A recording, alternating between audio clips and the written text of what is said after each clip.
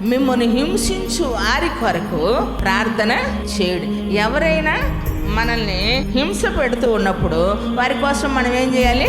ప్రార్థన చేయాలి. మొట్టమొదట మనం తెలుసుకోవలసినటువంటి రహస్యం, క్రైస్తవుని రహస్యం ఏమిటంటే దేవుని ఆశీర్వాదాన్ని పొందుకోవాలి అంటే ఎవరైతే హింస పెడుతున్నారో దానిని బట్టి మనం బాధపడతా ఉంటాం.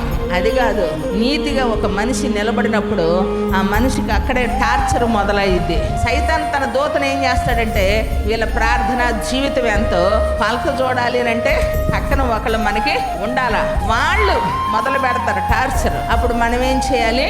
ప్రార్థన చేయాలి. అయితే మనం ఏమని ప్రార్థన చేస్తాము? వాళ్ళంతా చూడమని అడుగుతాం.